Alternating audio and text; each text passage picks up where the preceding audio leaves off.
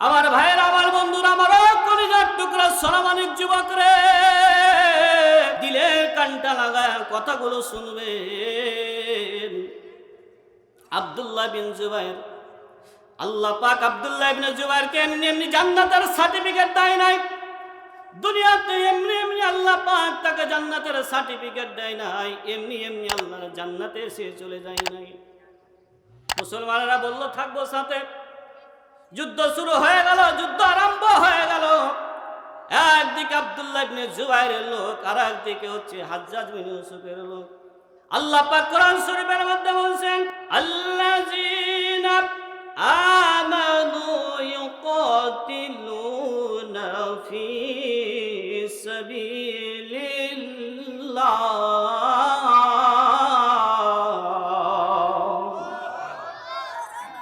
ওয়াল্লাযীনা কাফারু ইউকাতিলুনা ফি সাবিলিত তাগুত। আল্লাহ পাক বলেন, আল্লাযীনা আমানু, যারা ঈমানদার হবে তারা লড়াই করবে আল্লাহর রাস্তায়, আর যারা কাফের বেঈমান হবে তারা তাগুতের পক্ষে লড়াই করবে। কারণ ঈমানদাররা কোনো সময়তে কোনো তাগুতকে মেনে নিতে পারবে না। যুদ্ধ আরম্ভ হয়ে গেল।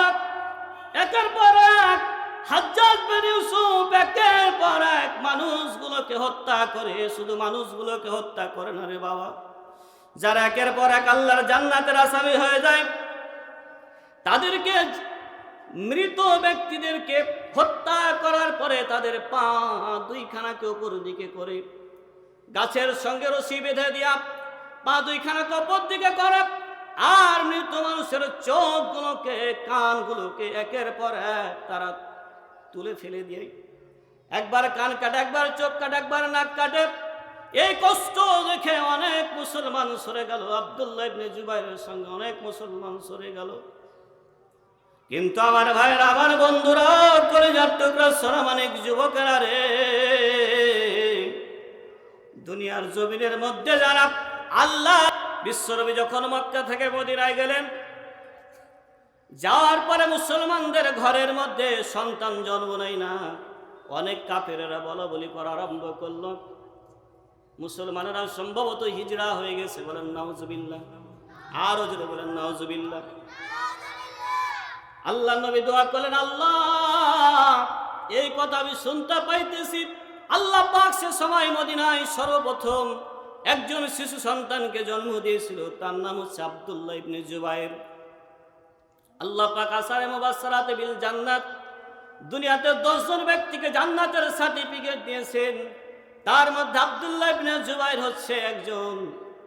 সে আব্দুল্লাহ ইবনে জুবাইর হচ্ছে আবু বকর সিদ্দিক, সাহাবী, নাম শুনেছেন আপনারা। তার একজন মেয়ে ছিল আসমা বিনত আবু বকর। আসমা ইবনে আবু বকর, আসমা রাদিয়াল্লাহু তাআলা আনহার পেটের মধ্যে সন্তান হয়েছিল, তার নাম হচ্ছে আব্দুল্লাহ ইবনে জুবাইর।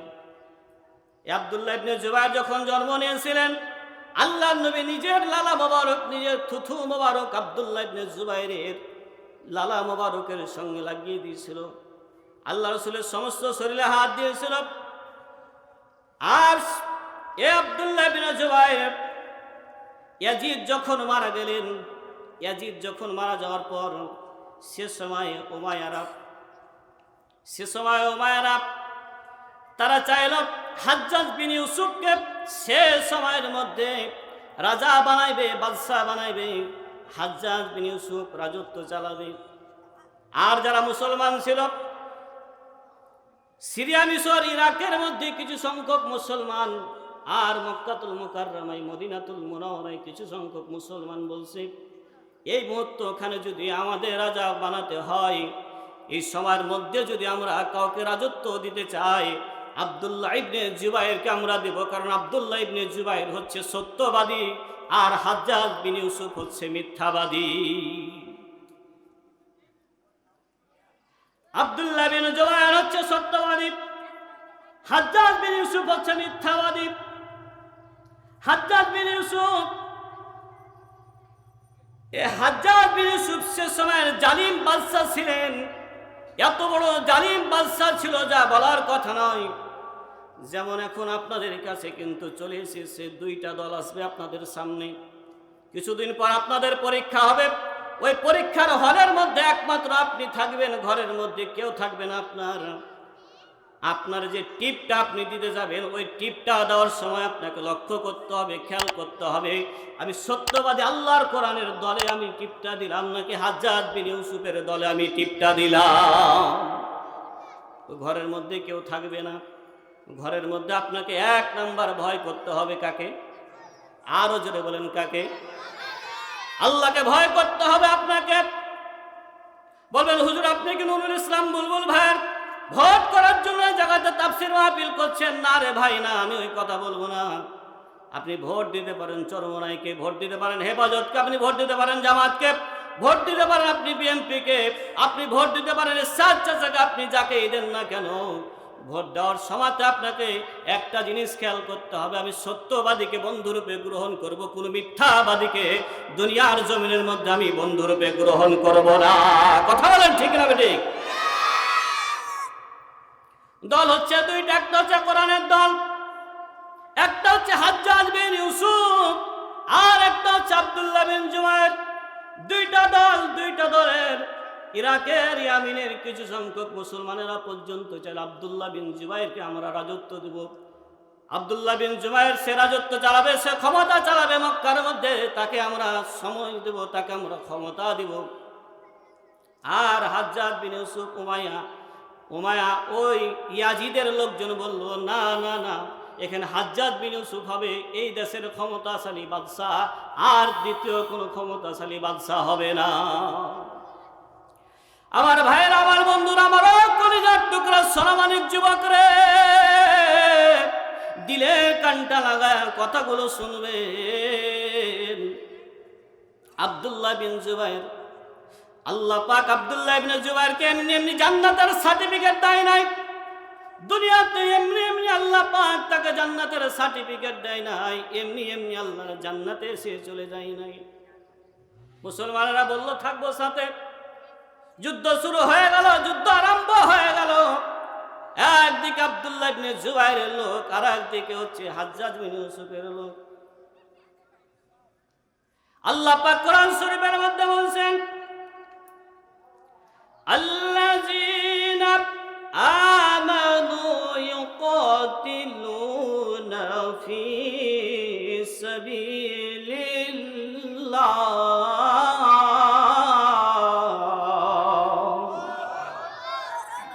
ওয়াল্লাযীনা কাফারু ইউকাতিলুনা ফি সাবিলিত তাগুত। আল্লাহ পাক বলেন আল্লাযীনা আমানু, যারা ঈমানদার হবে তারা লড়াই করবে আল্লাহর রাস্তায়, আর যারা কাফের বেঈমান হবে তারা তাগুতের পক্ষে লড়াই করবে। কারণ ঈমানদাররা কোনো সময়তে কোনো তাগুতকে মেনে নিতে পারবে না। যুদ্ধ আরম্ভ হয়ে গেল, একের পর এক হাজ্জাজ বিন ইউসুফ একের পর এক মানুষগুলোকে হত্যা করে। শুধু মানুষগুলোকে হত্যা করে না রে বাবা, যারা একের পর এক আল্লাহর জান্নাতের আসামি হয়ে যায়, তাদেরকে, মৃত ব্যক্তিদেরকে হত্যা করার পরে তাদের পা দুইখানাকে উপর দিকে করে গাছের সঙ্গে রশি বেঁধে দিয়া পা দুইখানাকে উপর দিকে করে, আর মৃত মানুষের চোখগুলোকে, কানগুলোকে একের পর এক তারা তুলে ফেলে দিয়ে, একবার কান কাটে, একবার চোখ কাটে, একবার নাক কাটে। এই কষ্ট দেখে অনেক মুসলমান সরে গেল, আব্দুল্লাহ ইবনে জুবায়েরের সঙ্গে অনেক মুসলমান সরে গেল। কিন্তু আমার ভাইয়েরা, আমার বন্ধুরা, কলিজার টুকরা সোনামানিক যুবকেরা রে, দুনিয়ার জমিনের মধ্যে যারা, আল্লাহর জমিনের মধ্যে যারা এই আয়াতটাকে লক্ষ্য করেছে, আল্লাহ পাক সূরা বাকারার মধ্যে বলেছেন, ওয়ালা তাকুলু লিমান ইয়াকতালু ফি সাবিলিল্লাহি আমওয়াতুন বাল আহইয়াউ ওয়ালাকিন লা তাশউরুন।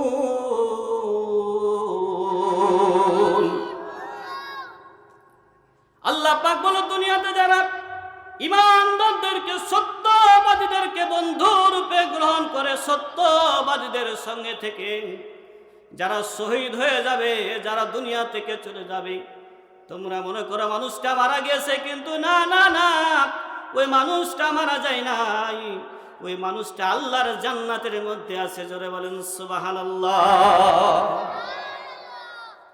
আল্লামা সাঈদী সাহেবকে হত্যা করা হয়েছে, আবার একইভাবে হাসিনা এদেশ থেকে পালাইছে।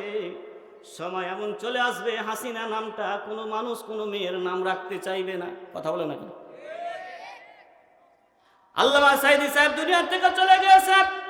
অনেক মানুষেরা যেদিন আল্লামা সাঈদী সাহেব দুনিয়া থেকে যায়, অনেক মানুষ বলে হুজুর আমার সন্তান হয়েছে, এই সন্তানটার নাম আমরা আল্লামা দেলোয়ার হোসেন সাঈদীর নামের সঙ্গে সাঈদী নাম রাখলাম। পড়েন আলহামদুলিল্লাহ।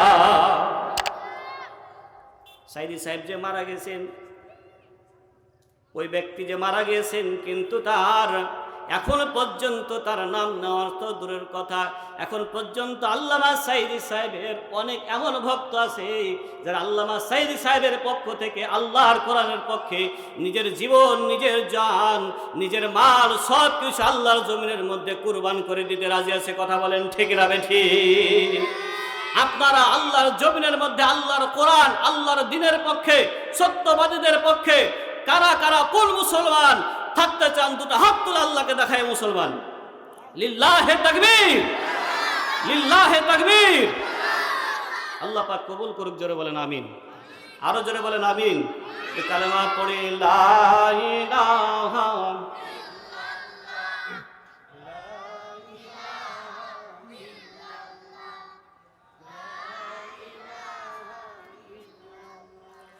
লা ইলাহা ইল্লাল্লাহু মুহাম্মাদুর রাসূলুল্লাহ সাল্লাল্লাহু। তাহলে পারে হাজ্জাজ বিন ইউসুফ আর আব্দুল্লাহ ইবনে জুবায়ের। আব্দুল্লাহ ইবনে জুবায়ের হচ্ছে সত্যবাদী দলের নেতা, আর হাজ্জাজ বিন ইউসুফ হচ্ছে মিথ্যাবাদী দলের নেতা। কথা বলেন ঠিক না বেঠিক? আমার ভাইয়েরা, আমার বন্ধুরা, আমার ও কলেজার টুকরো সোনামানিক যুবকেরা রে, আব্দুল্লাহ ইবনে জুবায়েরকে আল্লাহ পাক এমনি এমনি দুনিয়াতে জান্নাতের সার্টিফিকেট দেয় নাই। ওগো মা, একটু কান খাড়া করে শুনো গো মা,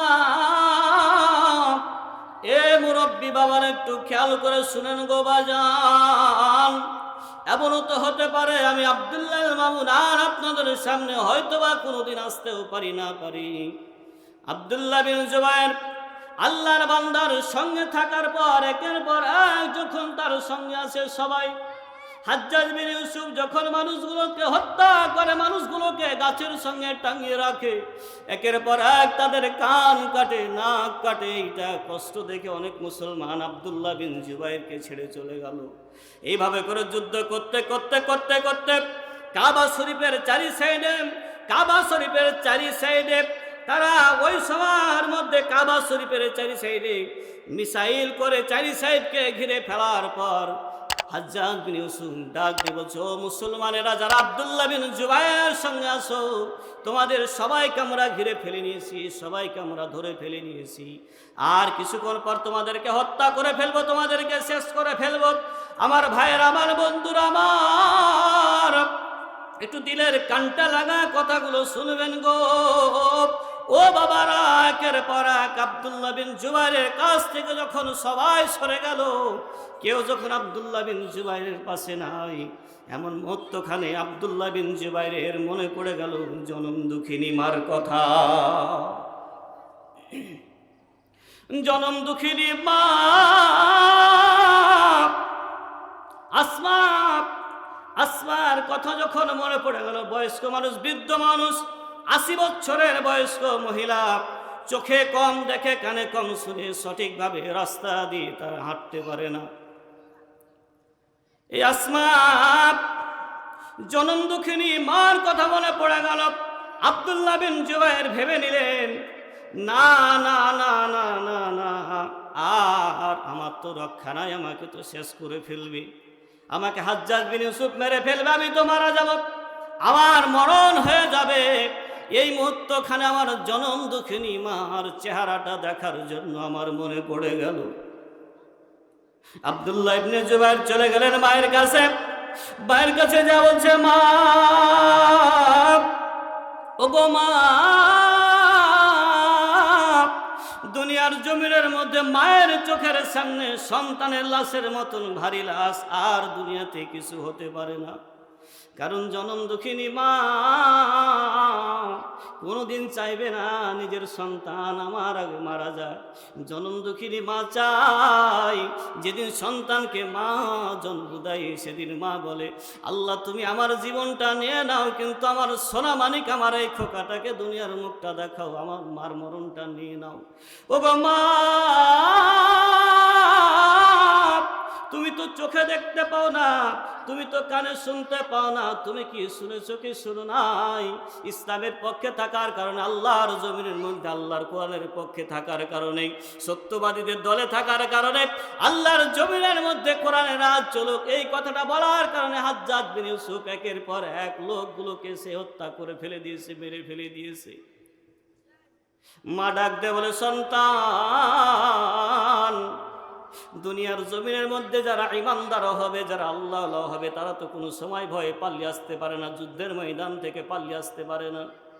কারণ যুদ্ধের ময়দানে যদি কোনো ইমানদার থাকে, আমার আল্লাহ পাক তাকে বিজয় দান করে। পড়েন আলহামদুলিল্লাহ। আল্লাহ পাক বলে, ওয়ালা তাহিনু ওয়ালা তাহজানু ওয়া আনতুমুল আ'লাউনা ইন কুনতুম মুমিনিন।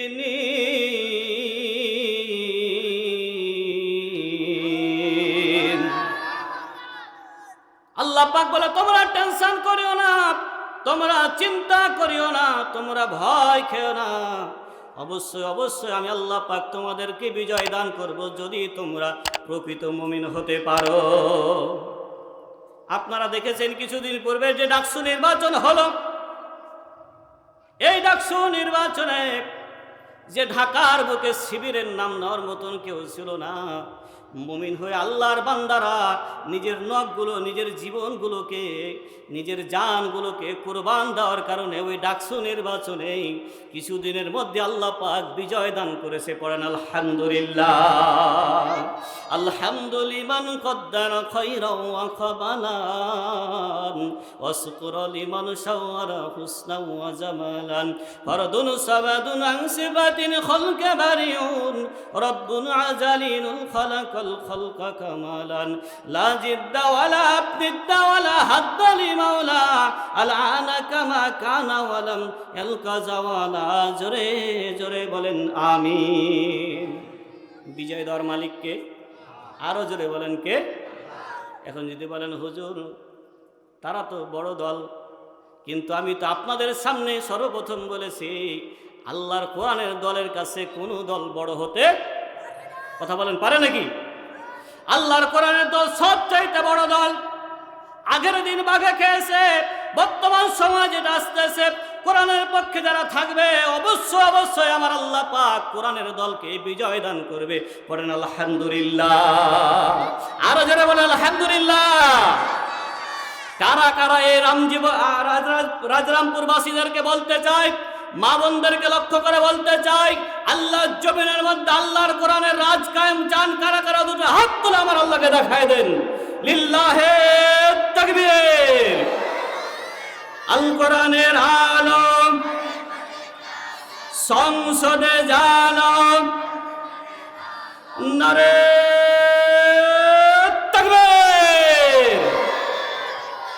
আল্লাহ পাক কবুল করুক, জোরে বলেন আমিন। আমিন। আল্লাহর জমিনের মধ্যে আল্লাহর কোরআনের রাজ চান না আপনারা? অনেকে তো দেখেছেন বাবা, নৌকা তো আর দেখা যাচ্ছে যে ওই রাস্তাতে চলে না, চলে নাকি? নৌকা কি রাস্তায় চলে? নৌকা কিন্তু পানিতে চলে। রাস্তাতে চলতে গেলে তাকে আরেকজনকে বহন করে নিয়ে যেতে হয়।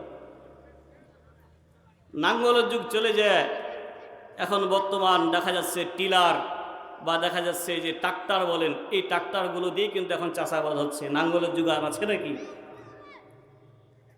আপনারা দেখেছেন ইতিপূর্বে মেপেছেন, যে জিনিস দিয়ে ধানের শীষকে মেপেছেন, কিন্তু আল্লাহর কোরআনকে, এই আল্লাহর কোরআনের জমিনের মধ্যে একটা বার আল্লাহর কোরআনের এই দাড়ি পাল্লার দিকে একটু লক্ষ্য করে দেখবেন, খেয়াল করে দেখবেন, আল্লাহর জমিনের মধ্যে আল্লাহর কোরআনের রাজ আপনাদেরকে প্রত্যেককে আব্দুল্লাহ ইবনে জুবাইরের পক্ষ থাকতে হবে, হাজ্জাজ বিন ইউসুফের পক্ষে থাকা যাবে না। কথা বলেন ঠিক না বেঠিক? আমার ভাইয়ের, আমার বন্ধুরা, আমার আব্দুল্লাহ বিন জুবাইর মায়ের কাছে চলে গেলেন। মা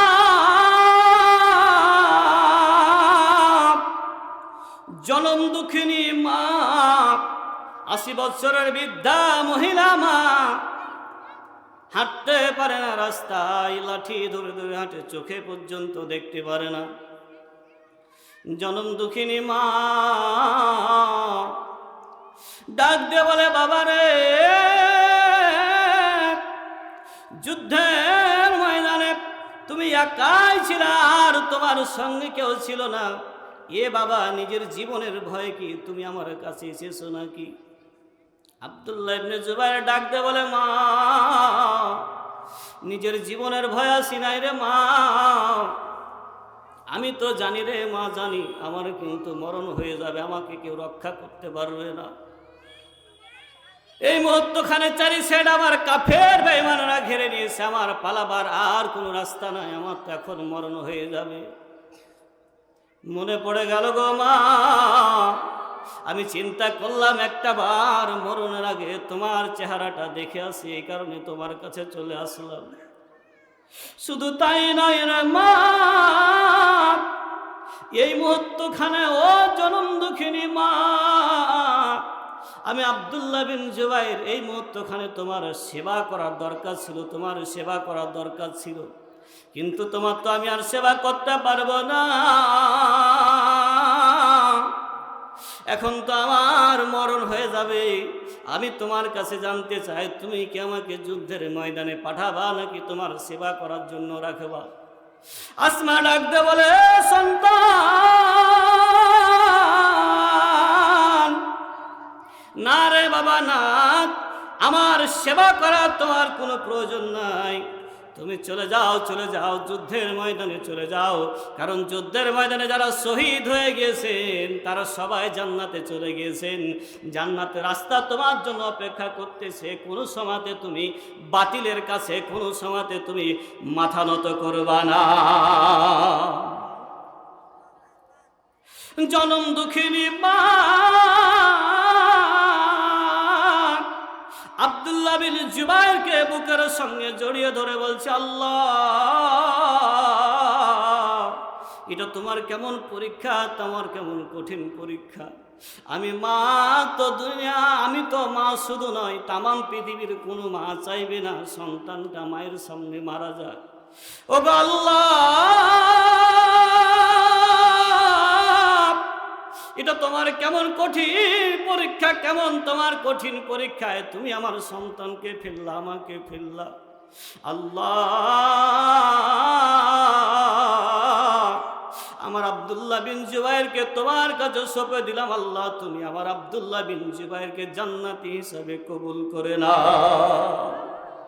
আব্দুল্লাহ বিন জুবাইর বলে, মা, তোমাকে একটা জিনিস বলতে চাই রে মা, শুধু তো তারা আমাকে মারবে না, তারা আমাকে হত্যা করবে না, এই মুহূর্তখানে তারা আমাকে মারার পরে আমার লাশটাকে তারা ঝুলিয়ে রাখবে। ঝুলিয়ে রাখার পরে একবার আমার কান কাটবে, আর একবার আমার নাক কাটবে, আবার আমার চোখগুলোকে কাটবে, হাতগুলোকে কাটবে, পাগুলোকে কাটবে। মা, তুমি কি সহ্য করতে পারবা? তুমি কি ঈমানের পথে থাকতে পারবা? মা ডাকতে বলে, বাবা, যদি কোনো ছাগলকে অথবা যদি কোনো প্রকারের ছাগলকে হত্যা করার পর, জবাই করার পর ওই ছাগলটাকে কেউ ভুনা বানাক অথবা কেউ রান্না করে খাক, ছাগলটা কোনো কিছুই বুঝতে পারে না। ও বাবা, তোমার সামনে যারা জান্নাতে চলে গিয়েছে, তুমিও তাদের সঙ্গে জান্নাতে চলে যাও। মরণের পর তোমার এই শরীর থেকে রক্তগুলো পড়বে, শরীরের গোশতগুলো কাটবে, কানগুলো কাটবে, নাকগুলো কাটবে। আমি মা বলতেছি, আমি হাজ্জাজ বিন ইউসুফের কাছে কোনো সময় মাথা পেতে নিব না। হাজ্জাজ বিন ইউসুফ তার দলের লোকেরা সব আব্দুল্লাহ বিন জুবাইরকে হত্যা করলো। শুধু হত্যা করে নাই, আল্লাহ পাক এমনি এমনি জান্নাতের সার্টিফিকেট আব্দুল্লাহ বিন জুবাইরকে দুনিয়াতে জান্নাতের সার্টিফিকেট দেয় নাই। আসারে মুবাশশারাতে বিল জান্নাত, আল্লাহ পাক দুনিয়াতে জান্নাতের সার্টিফিকেট 10 জন দিয়েছিলেন, তার মধ্যে আব্দুল্লাহ বিন জুবাইর হচ্ছে একজন। এই আব্দুল্লাহ বিন জুবাইরের জীবন থাকা পর্যন্ত কোনো সময় বাতিলের কাছে মাথা নত করে নাই। আব্দুল্লাহ বিন জুবাইরের জান থাকা পর্যন্ত বাতিলের কাছে মাথা নত করে নাই। একাই কাফের বেঈমানদের সঙ্গে লড়াই করেছে, এরপর বাতিলের কাছে এসে মাথা নত করে না। আব্দুল্লাহ বিন জুবাইরকে হত্যা করা হলো, রশি দিয়ে তার লাশটাকে ঝুলিয়ে রাখা হলো। উল্টা দিকে করে ঝুলিয়ে রাখার পরে লাশটাকে 1 দিন 2 দিন 3 দিন পর্যন্ত রাখা হলো, কেউ তার কাছে আসলো না।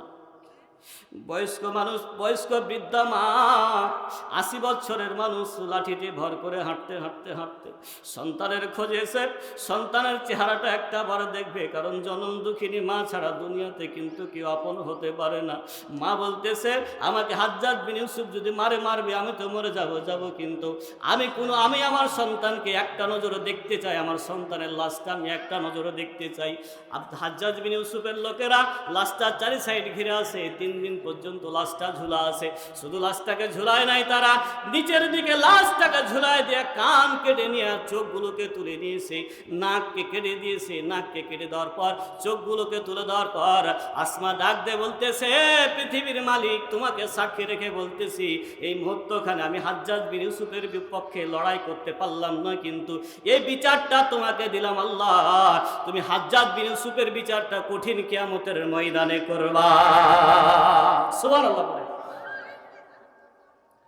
এইরকম জালিম বাদশার আবির্ভাব হয়েছে বাবা ইতিপূর্বে, এটা নতুন কোনো কথা নয় যে আমাদের শুধু বাংলাদেশেই জালিম বাদশা পালিয়েছে, এটা নতুন কোনো কথা নয়। ইতিপূর্বে অনেক জালিম বাদশা যারা এসেছিল এই বাংলার জমিনে বলে নয়, অনেক জালিম বাদশা এসেছিল, তারা কি কেউ আছে? কথা বলেন আছে? আল্লাহ পাক বলবে, লিমানিল মুলকুল ইয়াউম লিল্লাহিল ওয়াহিদিল কহার। আজকে তোমাদের ক্ষমতা কোথায়? কোথায় তোমাদের পাওয়ার? কোথায় তোমাদের শক্তি? সেই দিন কি আর কোনো শক্তি থাকবে?